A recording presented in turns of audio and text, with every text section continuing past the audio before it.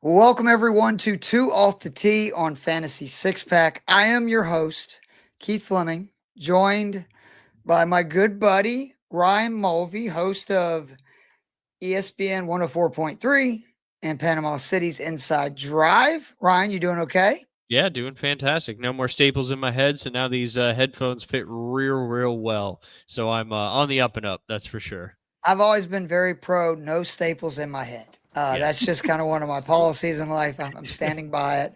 And we are very lucky to be joined by the wonderful Kelly. It's Singh, right? I've Yes, always, okay. I'm that's so bad with correct. names, Kelly. I wanted to make sure.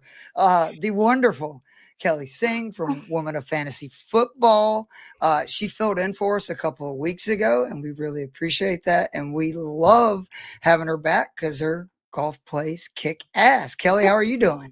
I'm good, thanks. I saw the little banter about being one of the boys, so I threw on my cap. I'm ready to go. I love it. Uh, Honor it. Again, it's like what I said on the comment.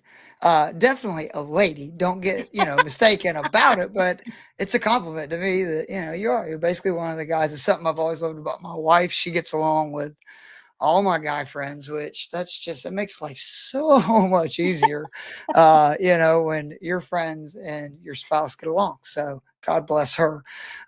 It's a big week. The Players Championship, what we all in the media, I guess, have deemed the fifth major. Interesting. This is the only signature event, right, with a no cut, a full field where it's 144 players. The rest of them, I believe, are just 70 something, right? Yeah, usually around that 72, cutting it down to about 50 in ties. Right. So If they would have done that with this event, that would have been an absolute atrocity to the PGA Tour. completely agree. This, goes back. This has always been an event that basically the top 140 players on the tour, get into and get a chance to win. It's obviously a huge event. I think there's huge opportunities, and we'll talk about that in a few minutes with a 144 player field to actually have some really long odds bets that could hit. And it's great to see DK guys in the 5K range. And I'm like, yeah, put them in my lineup. I feel good about that. So that's really nice. But I guess we'll start with the star of the attraction, which is TPC Sawgrass. Pete Dye's gym. I think, is it fair to say that? One of his fun ones, that's for sure. Kelly, have you played Sawgrass? I have not played Sawgrass, but I've played Pete Dye, and it's not fun for So, me. for those that don't know, Pete Dye is like, hey, look, if you don't hit the ball straight, you're not going to like my golf course. And if you like to bomb driver everywhere, you're not going to like my golf course. It's target golf. Almost every Pete Dye course I've played, a lot of it is beautiful, right? Obviously, and usually involves water or, fescue. Like, you're hitting from section to section. If you've ever played Mario Golf, a lot of the Mario Golf courses are very similar to Pete Dye courses. Didn't have that on my bingo card this week. But it is a par 72, about 7,400 yards, or excuse me, 7,200 yards and change. It's the 19th shortest course on tour, seventh most narrow fairways. It is a true positional course, less than driver. I love on this course, the more aggressive and closer you get to the hazards off the tee, it tends to lead to better, at least angles on your approach shots in. So it does reward, right, being more aggressive with your tee shots. It's just danger is lurking. Over 90 bunkers, water comes into play on 16 holes. That's the most danger, water holes on course. I think it's the fifth most bunkers, annual on tour. This course is a bitch. And it's a real risk reward course. You can tell that by 8%. Every one of the holes has been at least, 8% bogey or worse and 8% birdie or better. So guys are making both birdies and bogeys on basically every hole. The star is the 17th Island Green, even though Kelly, me and Ryan were talking about this before the show. That shot, if there's not a lot of wind, I've played it twice. It's not that difficult. That's a massive green. It's like, even for these guys, usually a wedge. The 18th, on the other hand, is the most insane tee shot ever, right, Ryan? Like it looks like there's no fairway out there. And if you're a drawer, you obviously can't go left. And if you're a cutter, I mean that rough You're in there the on the woods. right side is brutal, and really your angles are blocked out. So there's nowhere to bail on that hole either. I think that's what makes it so dang tough. And of course, you just ran through a gauntlet of holes leading up to it, right? And then you've got arguably one of the hardest holes on the golf course to finish up with. So yeah, 18 is brutal, no doubt about that. Especially like you said, if there's some wind going.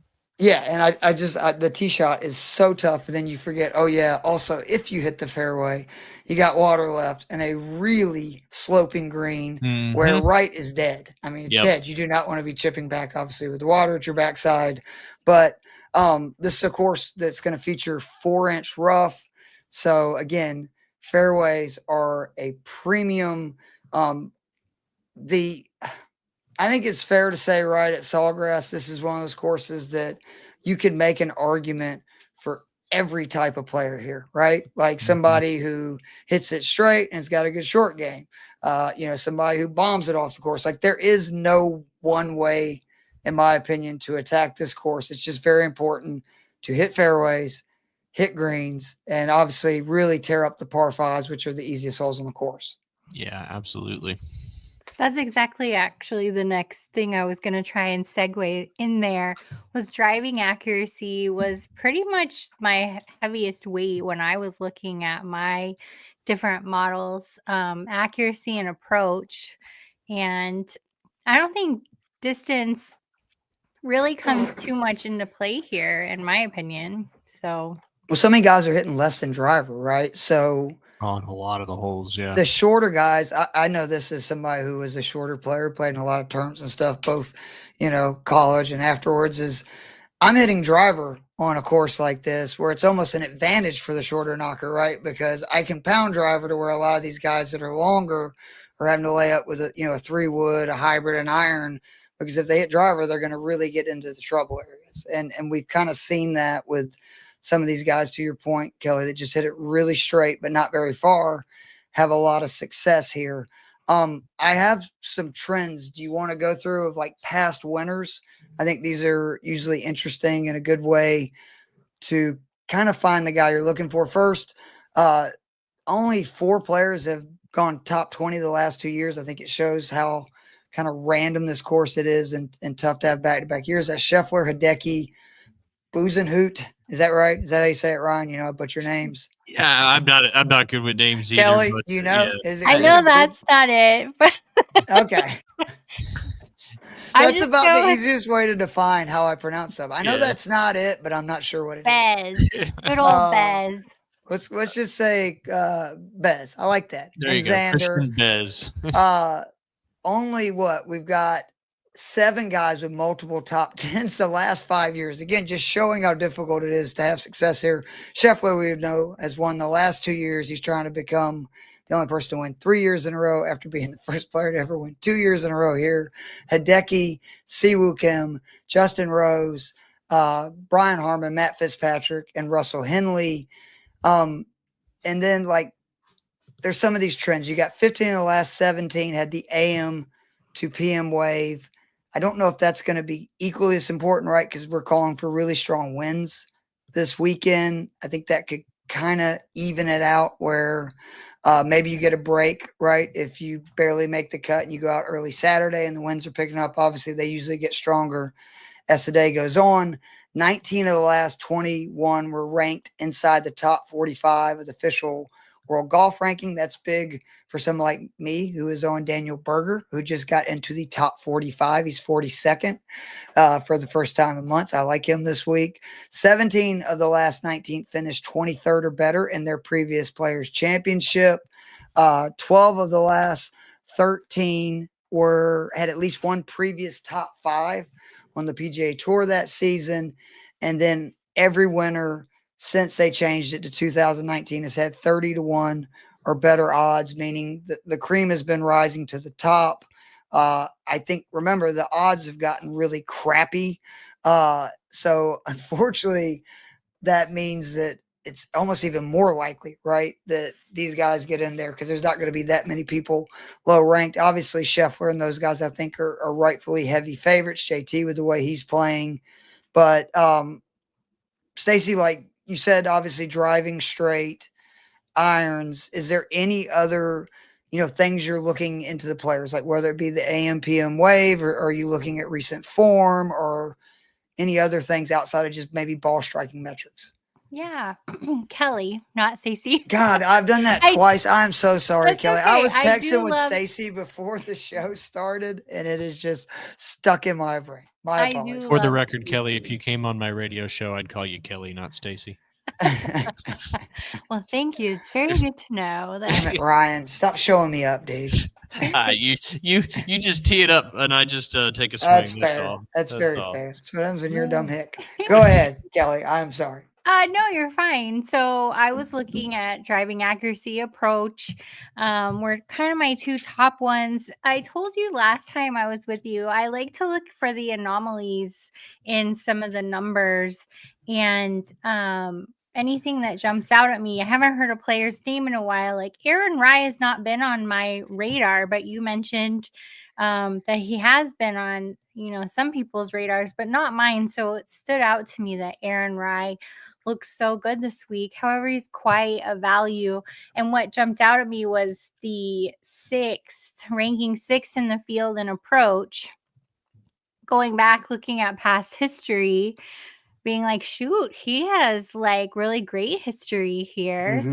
Mm-hmm. Tying for, I think it was 39th and 19th, or 35th and 19th the last 2 years. Same as Aaron Rye or Jason Day. Also had the same exact historical score, and he's been on a bit of a tear. Both in good form right now, too. Both Like they're in both good playing form. well. Yep. But you save $1,000 playing Aaron Rye if anybody was interested in that.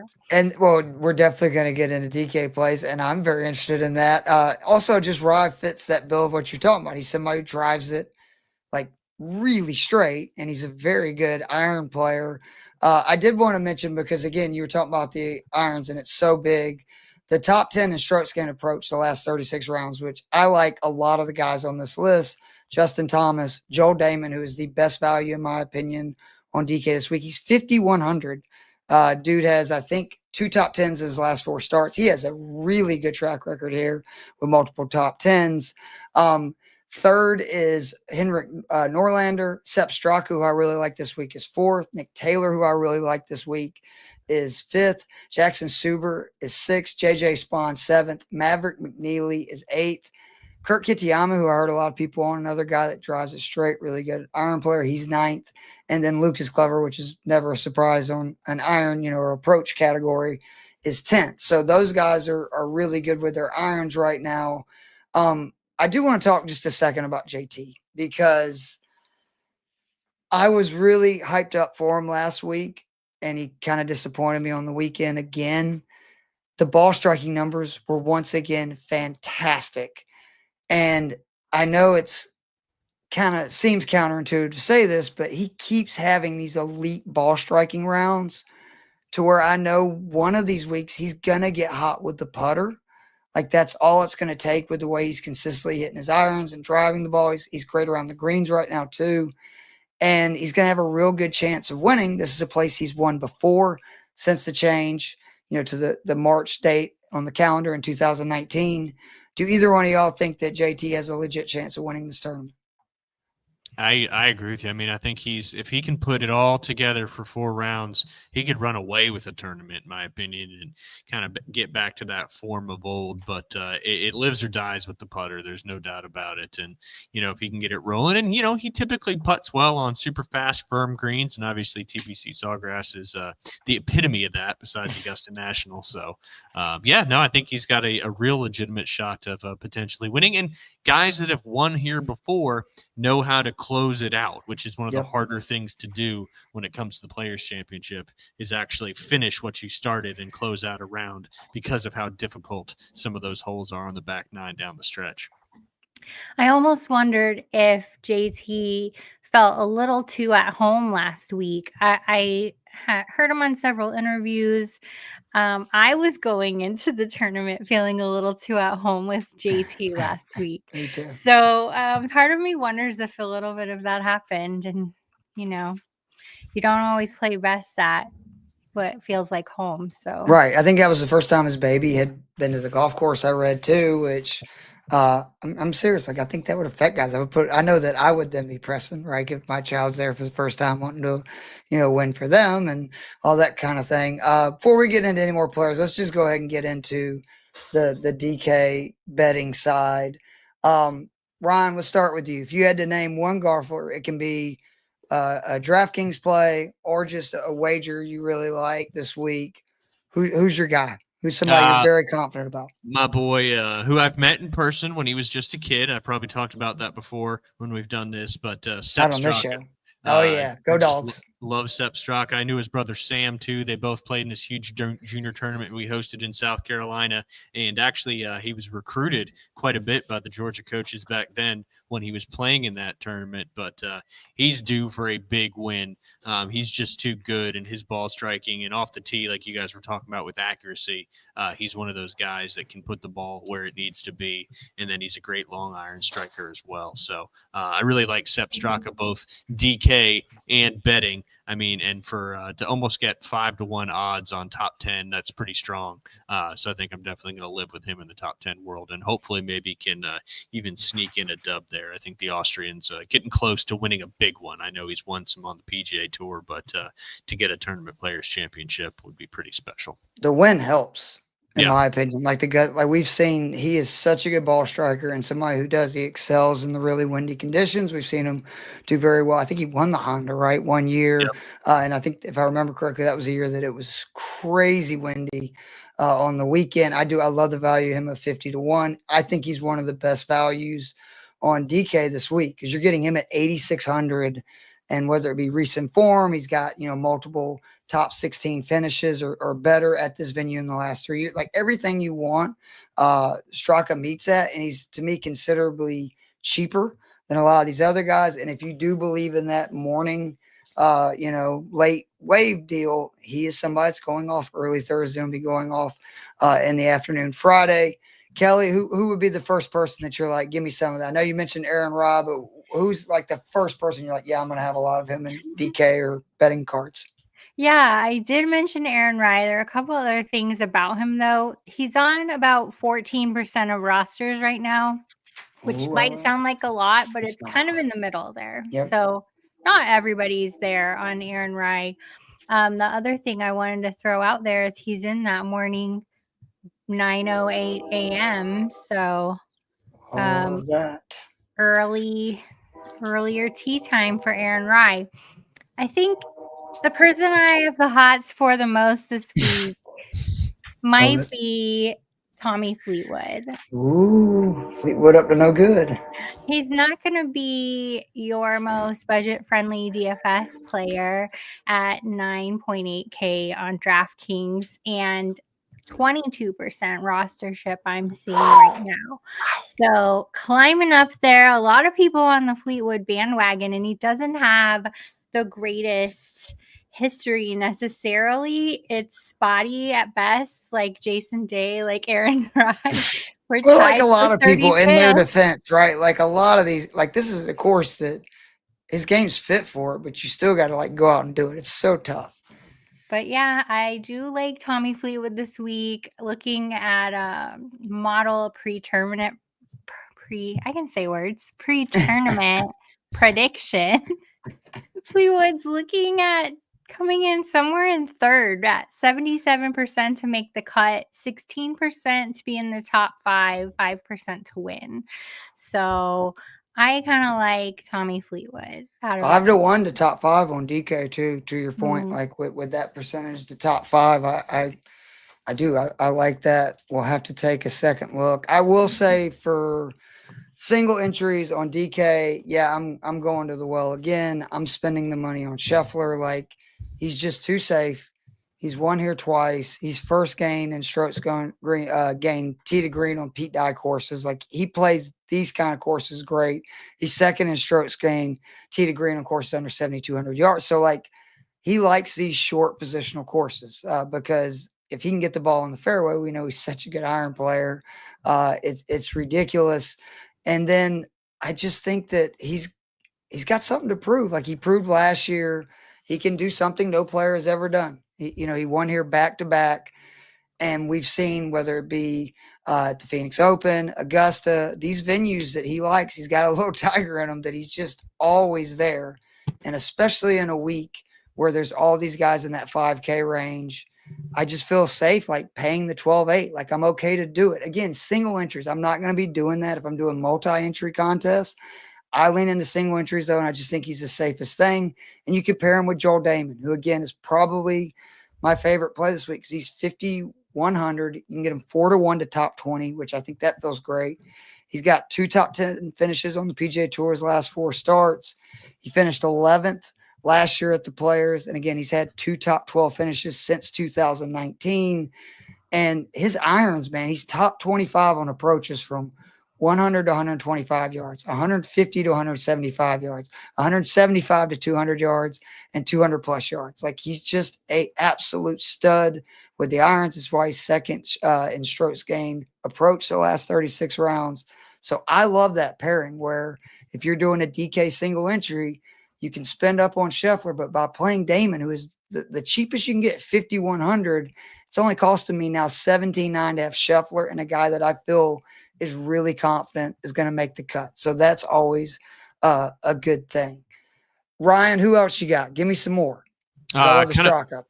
Yeah, kind of a long shot guy that's been through a lot. If you've watched Full Swing season 3, you learned a lot about what Gary Woodland went through, and I think he's his perseverance, and he's played this tournament many a time, and he's got obviously some crazy value. I don't know what his price is on DK, but I know a top 10 finish, he's plus 1,600, so a lot of value there. He's in the 5Ks, I'm almost positive. Yeah, I'm sure he's down there in the Joel Damon area for sure. But Woodland obviously plays some tough golf courses really well. He's got length if he needs it, but he's also got some great touch around the greens. But I don't know what it is. I kind of felt like I don't know. 5,900, Ryan. There you go, 5,900. So that allows you, if you're trying to do the Schefflers and the top guys, obviously putting a guy like Gary in there can help that out. But I just think he's feeling better. He's off the seizure medication. He's ready to get back into the winner's circle, and I would love personally to see him make that happen. So, Kelly, let me give you some of the bigger names, and you tell me which one of them you like the most this week, because we got, Ludwig last year finished 8th in his first debut here. So obviously he's played it well. Rory doesn't have, he has an up and down track record here again, like almost everybody. You got Patrick Cantley, who's also in really good form. And then Xander, who we know is coming, off a little bit of an injury, trying to shake off the rust. Out of those 4 big guns, who would you feel best about either betting or putting in your DK lineup this week? I always love Ludwig Oberg there. He's one. How can you not love him? However, I'm out of place. He's one of my favorite golfers on the tour right now. He is fantastic. Just all around personality, golf game, all that stuff. I don't think you can ever go wrong with Ludwig. That's for sure. I really do love him a lot. I have no plays left in one of my fantasy leagues for this segment, so he'll be not on my roster for that. But, sorry, I just got startled by thunder and lightning. You okay? My little spot shook. Okay, sorry. The other one, Patrick Cantlay. I've been on a little bit of a Patrick Cantlay kick. Was hoping for better things, but I think he's pretty safe. I'm going to start talking about everybody. Shane Lowry, last week, I really, really wanted big things from. And again, they're pushing really hard for Shane Lowry when we're looking at pre-tournament predictions. He's up in there as well. So, but yeah, I think out of those guys, my favorite's Oberg. Lowry 9,100 feels like a little bit of a discount, right, on DK? I mean, I know it's a really loaded field, but if he's somebody who's modeling out that high and you can get him in the low 9Ks with probably what, 10, 12 golfers more expensive this week. To me, that feels like a little bit of a value. Some other names I want to kind of run through here that, again, we talked about JT. Hideki is somebody that, I don't know, man. We could be in for like a monster Hideki year. If you look at sort of the form he's been in, we're getting ready to play a stretch of golf courses that he plays very well, starting with here. Obviously, we know he plays Augusta really well, and he's already having a really big season and being much more consistent than what he normally is. It's funny that Hideki's one of those guys that seems like when everybody's talking up Hideki heading into a week, that's when he does nothing. And I feel like he's kind of flying under the radar heading into this Players, and there's a great opportunity he's going to end up excelling, because again, this course just sets up so well for him. He's so good with his irons. But the guy that I like the most, that I think most people are not talking about, is Daniel Berger. I don't love that he has the obviously afternoon morning wave, but I still don't care. Like, he hasn't played in this event in 2 years, but his previous 2 starts, 13th and 9th. He excels on Bermuda courses, right? Like, that's something with Berger. He plays these Florida courses well. He plays Bermuda courses well, and he's accurate off the tee, great iron player, and he's been putting really well as of late. I think he has a great chance of winning, and he's one of my favorite bets because you can get him, I believe it's 60-1 to win. I also like him at the top 5 and top 10 number, and he's going to be in a bunch of my DK lineups. Any other guys you really like, Ryan? Somebody that I don't think we talked about yet, Colin Morikawa. I Ooh. just want to see if you can say his name right. I think I was dreading him winning last week. I always butcher his name on Ryan's show. You jinxed him, that's for sure, because he kind of limped in on that back 9. But yeah, I mean, he's obviously has the game for TPC Sawgrass. He's played there probably at least the last 8 to 10 years, most likely. So I think I think he's certainly a good name to be looking at up there if you're looking for another player to anchor your lineup with. Kelly, you mentioned Jason Day as, somebody that, you were surprised he was, right there, and Robert Rye was, obviously so much cheaper. Do you still like Day? Because I kind of like him this week. Like, he's somebody, that's such a good scrambler. And if he can get the ball on the fairway, obviously we know he's also a great iron player. You like him as well this week? Yeah, I do. And I was, toying with the idea of playing both Jason Day and Aaron Rye. They're both on the same kind of plane. But if you're hurting for budget, I did like Aaron Rye better in a DFS situation. But I feel like Jason Day, especially like around 4 or something, he's just there to rally and play and finish out the day, no pun intended. So I do like Jason Day. I'm hoping that it's not just a crush, because that happens to me from time to time where I get stuck on somebody like JJ Spawn. Right. I got magically attached to JJ Spawn. It happens to me once a season.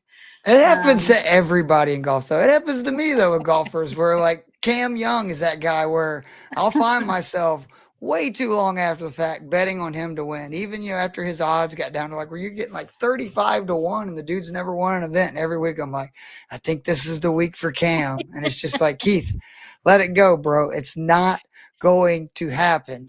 Any chance Russell Bustle's going to go back to back? Do you guys think that? Because, I mean, he's another guy. Great track record here. He obviously fits the bill for what you need to do at this, golf course.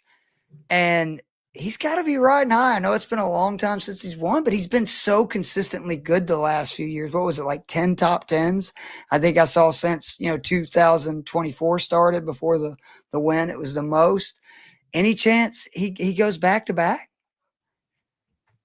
It's just so tough to win 2 tournaments in a row on the PGA Tour, and that's just what makes Scotty Scheffler so special, and what he did last year, especially this year at Sawgrass, going for the rare three-peat. Obviously, he was the first person ever to win it back-to-back, but now he's the first one to win it 3 times, and he'll do it 3 years in a row. That's insane. It would be nuts, certainly, but I wouldn't put past Scotty Scheffler, especially if he can get the flat stick going again. But I just don't know if Russell has and it's no knock to him, has the mental fortitude to win two big time tournaments back to back. Obviously, he had a great performance there down the stretch at Bay Hill, won himself a cool $4 million. But Yes, he TPC did. Sawgrass is a little different ball game, that's for sure. Not only with the golf course, not that Bay Hill's easy by any stretch of the Right. imagination, but we dub it the fifth major for a reason. 144 players, paired to beating 72, which I argue people all the time. 144 players is tougher. It doesn't matter if the 70-man field's stronger. There's 144 guys. All those guys are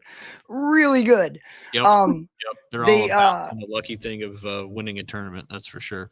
Do you guys have any under like 6K plays you really like? Because I've got 6 of them that, again, I like unleashing them. I was Kelly Singh and Ryan today that I've got lineups with like Oberg, Scheffler, and JT, and I can do that because if I just pair them with like 3 of the guys in the 5K range, which, how many weeks can you do that where you get 3 people that are 9,800 or more in your lineup? Do either of y'all have any plays you really like under 6K? I don't think you can ever go wrong adding a Hogard to your roster. Put it on a t-shirt. There you go. Not to be confused with the delicious beer Hogarden. But yeah, I love those guys. I do. Either of them, go for it. What's their Brian price? Harmon's costing? What's he cost this tournament? He's fairly expensive. He's 7,600. Okay, he has such a great track record at the Players. I mean, he's finished 2nd, 3rd, and 8th in his last 5 years and made the cut every year in the last 5 years. So, and he's one of those guys like you talked about. It was either last year, Keith, or 2 years ago when he was playing such great golf. He just doesn't miss a lot of fairways. And, history shows that you don't have to be the longest hitter at Sawgrass to win the tournament, and he kind of fits that mold. But that's how we called him at the Open, right, Ryan? Was we knew that he killed it on, courses that it was important to drive the ball straight that were, not very long.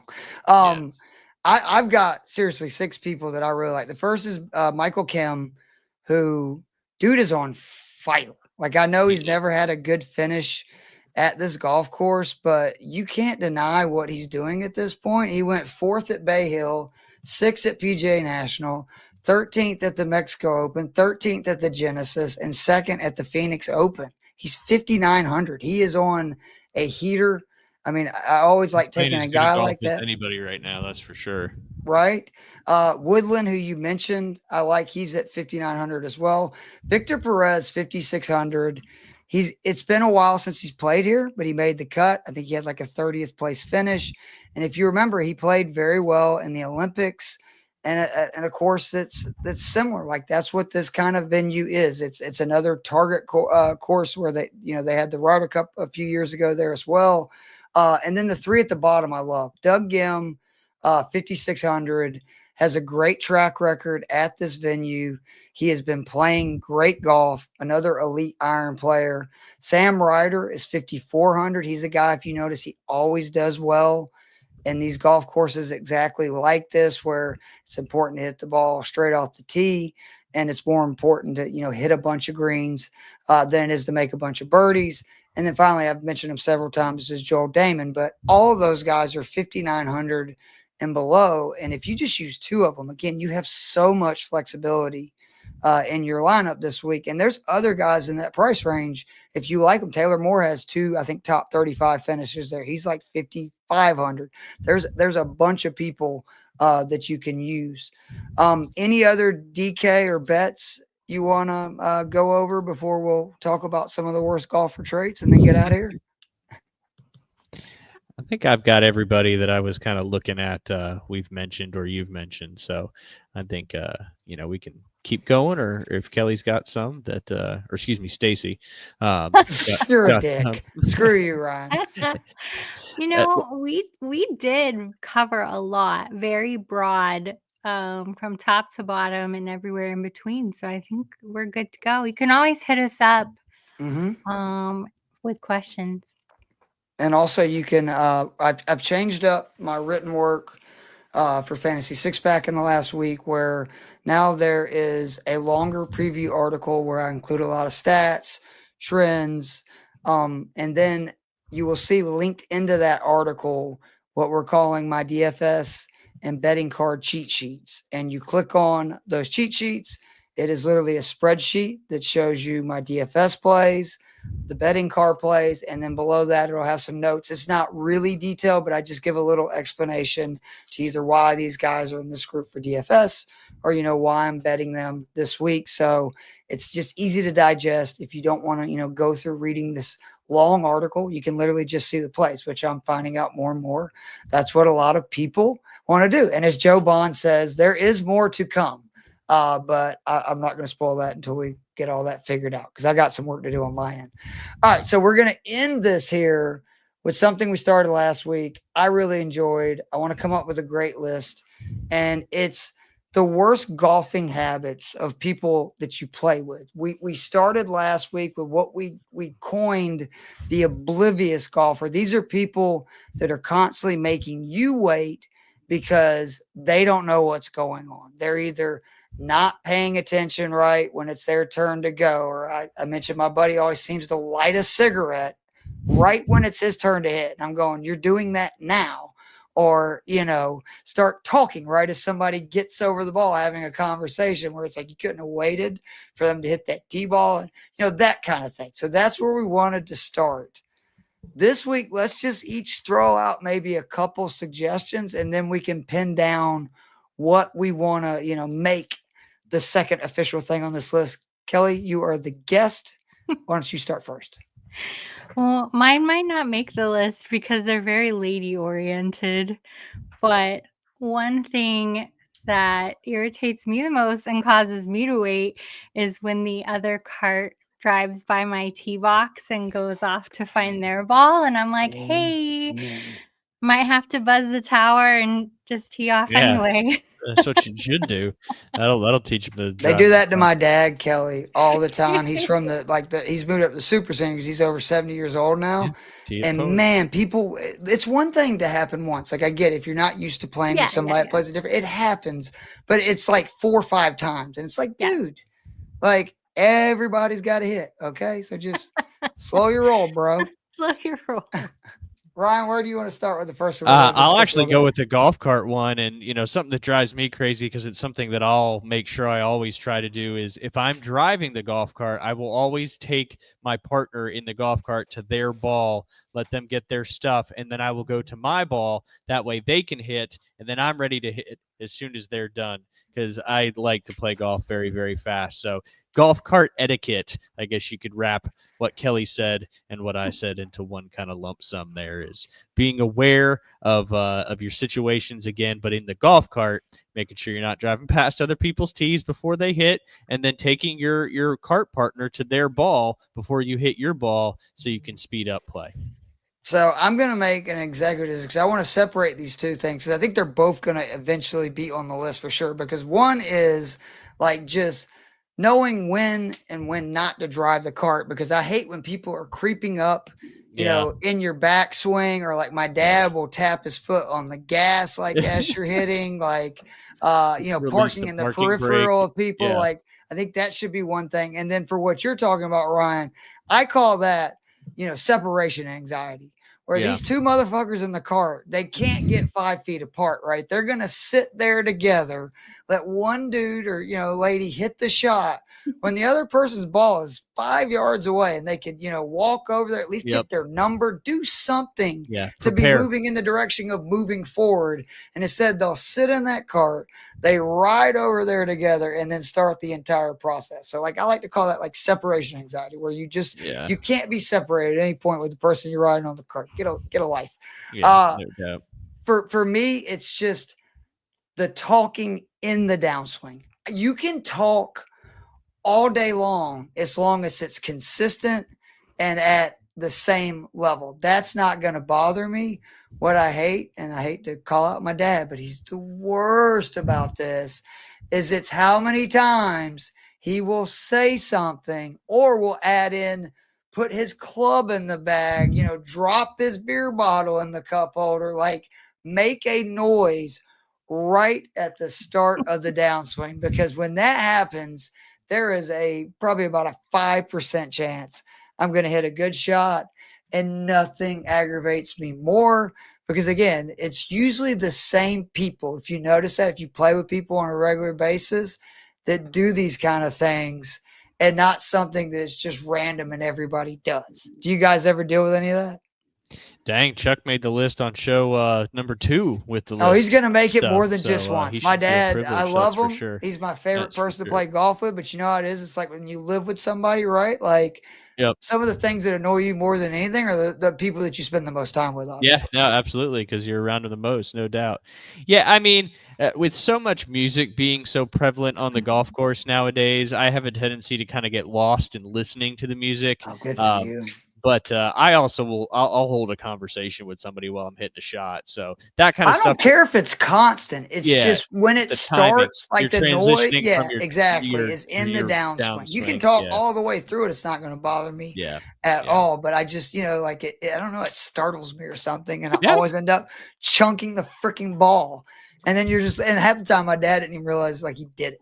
And I'm just like, Ricky is the best. Like my buddy, he'll be giving him death stares. Like usually when he starts like talking, right as I'm getting over the ball or whatever. And my dad would just talk right through it. He's the best. He does what he wants to do. Give him a copy of the book once we publish it. And, right? He can. I'll get him to sign it. Well, when we start getting into anecdotes and stories, he's gonna be like, "Wait a minute, I have to change the name just so that way he doesn't get too upset." All right, I got another thing that drives me crazy is people who are playing in your group and they show up literally at the exact last minute to the tee time. And again, if it's a one-time deal and we're talking about somebody doesn't do it on a regular basis, stuff happens, right? Like you hit traffic or, you oversleep, whatever. But it's always the same people. And let's call out my buddy Rick James, who I was just talking about. Ricky is notorious for being very late to the golf course and to the tee. And what cracks me up is he's a good golfer who never, ever, ever practices.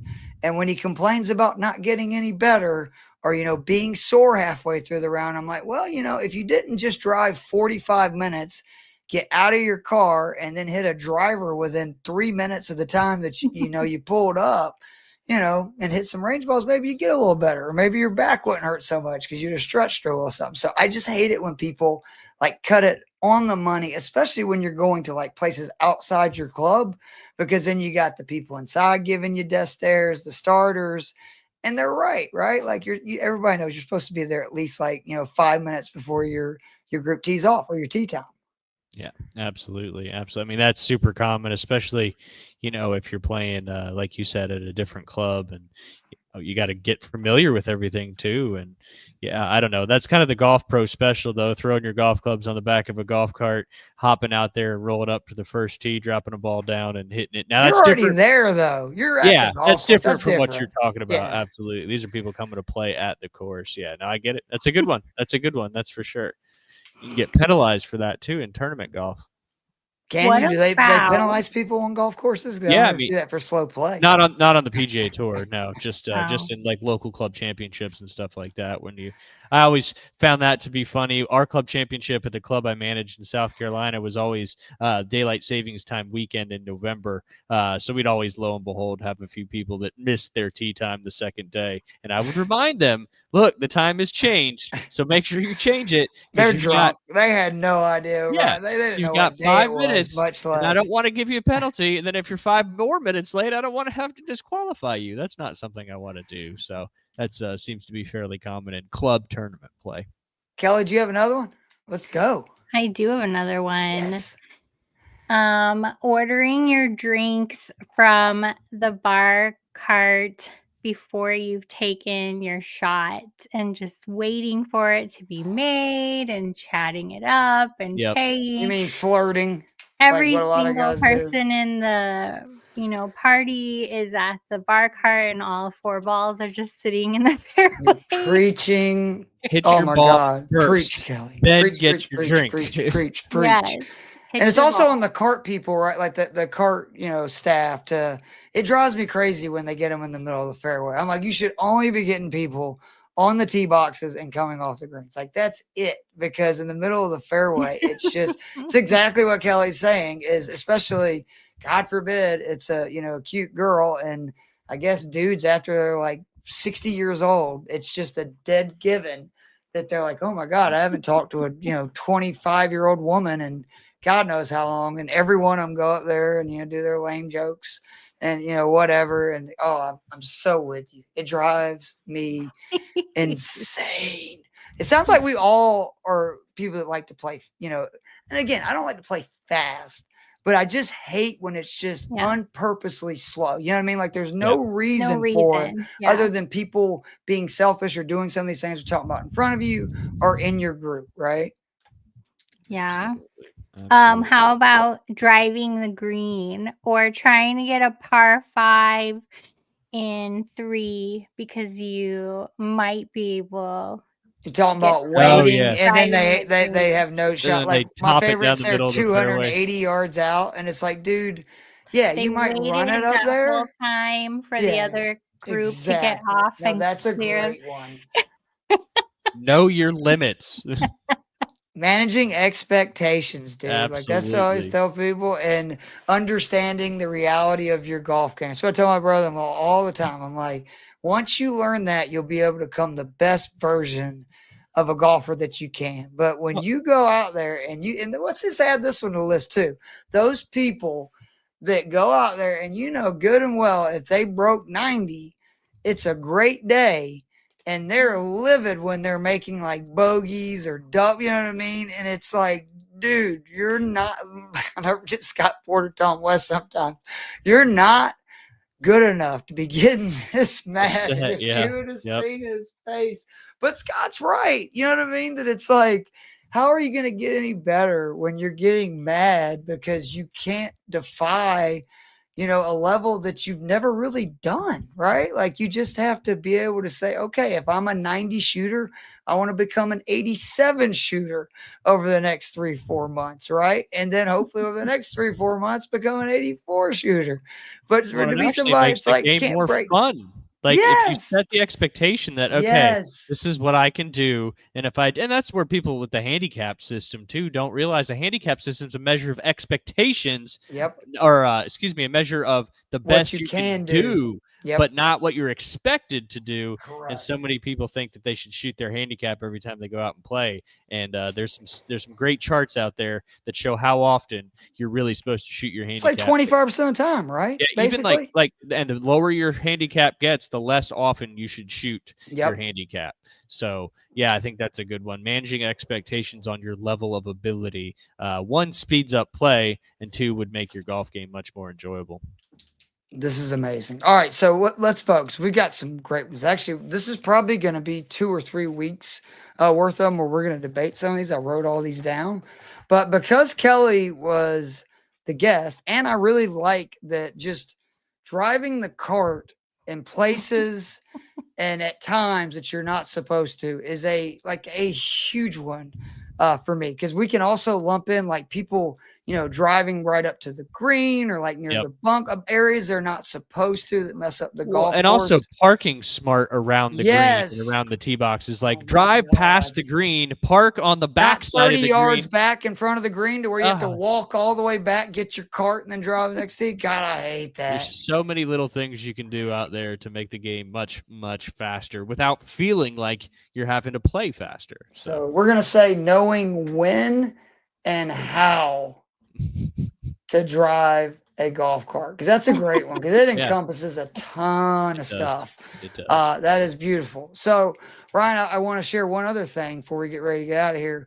We are now 150 days away from myself, Kelly, Nate, which is going to be kind of fun having 2 Nates, winning the fantasy football scramble, the first annual at the Fantasy Football Expo. They don't know what's coming for them, man. We're coming guns blazing. Where's it at? It is in Canton, Ohio. I don't know what. Nice. Do you know the golf course, though, Kelly? I didn't look it up. I don't, but I bet there's only one. Oh, that's a fair point. That's a very fair point.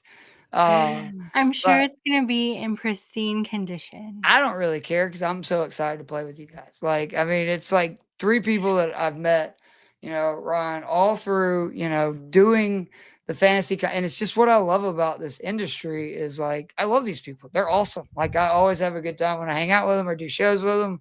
And to get to play golf, like, like the first time you get to hang out or do something that I love, like, as much as anything in the world, like, oh my God. I'm like Just don't a make any cat that just did mistakes some 'cause it's on the catnip. list. You're going to be held to some high expectations when it comes Nah. to golf course etiquette. so. Scrambles, all that shit goes out the window. Yeah, there you go. There you go. I mean, my Especially dad, we'll have to one day go over my dad's scramble rules. They're pretty funny. My favorite is when he's playing, like if we're playing real bad, and we're like maybe 1-2 under and you have no chance, he starts saying if it hits the pin, count it. Right. Yeah, So whether there it you goes go. in or not, just as long as it hits the pin. And that's why counted. people trust their scores in scrambles. right Absolutely. there. Right there. Again, though, I promise you, it's only for when we're like have no Yeah, chance. you're out of it. Like yeah. we're out of it. Yeah. Yeah. We're just like, we don't want to be dead last. Anything you want to plug, Miss Kelly, before you get out here? And I so appreciate you coming on the show. It is always a joy to have you on here and to talk golf with you. Well, that's very kind. No, I don't have a whole lot going on right now. I'm getting ready for August's Women of Fantasy Football Podathon. Every week in the month of August, we highlight a woman in sports media. And we've had some really great names over the past few years. So Susie Schuster last year was a big highlight for me. Oh, cool. So if you know of anybody and have any ins, please reach out to me. If you know a woman in sports that we should highlight, that would be great. Do you reach out to Mina Kimes? Because she's always my favorite. You know what? I thought about reaching out to Mina Kimes because I did briefly meet her at Super Bowl week. So was she not? Was she real? Because I met her at the Super Bowl in Atlanta. Me and my dad went to like some party, corporate thing, and I freaked out. This was back, so what would have been like 2007 or 18? It was the Rams Patriots Super Bowl, and she was the nicest person. Where we ate like kind of with her for like 5-10 minutes a day, just finger foods, and Dominic Foxworth was, and they both were so nice. And then obviously she kind of blew up like right after that. And it just made me so happy because she was just such a cool person. And you could tell just in the 5-10 minutes we talked to her, like way smarter than me about football. Like I was trying to have conversations with her about, X's and O's. I'm like, no, this was a mistake. She knows way more. Great.